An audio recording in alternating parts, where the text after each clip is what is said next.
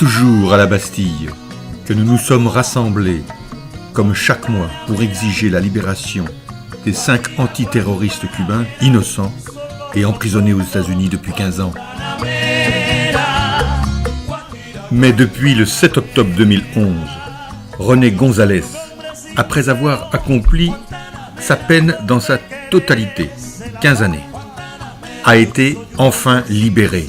Mais persécution et vengeance oblige, les juges états-uniens le condamnent à rester 3 années supplémentaires sur le territoire états-unien.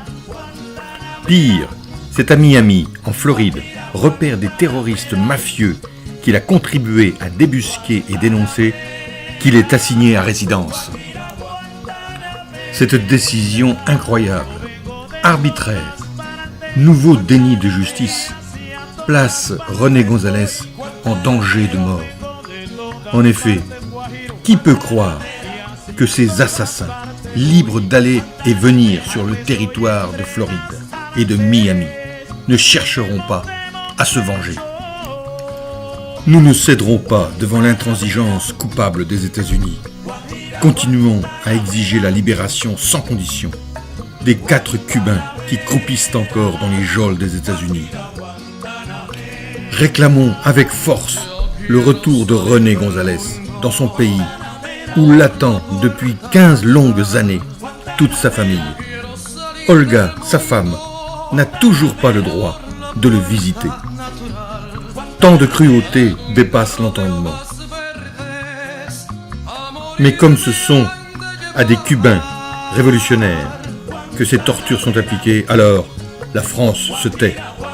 Alors l'Europe se tait. Amplifions notre mouvement de protestation. Interpellons nos politiques pour qu'ils interviennent auprès des USA. Quand il s'agit de la vie d'êtres humains, rien n'est plus prioritaire. Aujourd'hui à Paris, le 2 décembre à Arras, où nos camarades organisent une grande manifestation à laquelle une délégation de Cubacy France participera. Partout en France, faisons éclater la vérité et crever le mur du silence.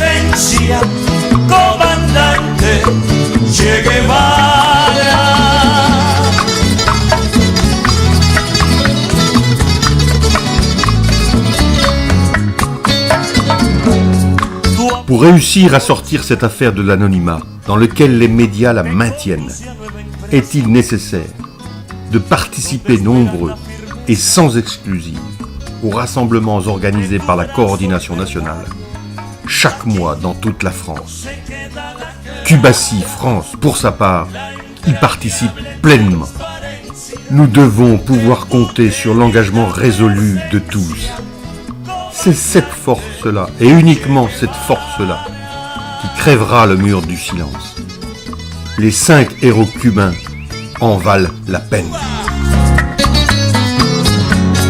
Seguiremos adelante, como junto a ti seguimos, y con Fidel te decimos, hasta siempre comandante, aquí se queda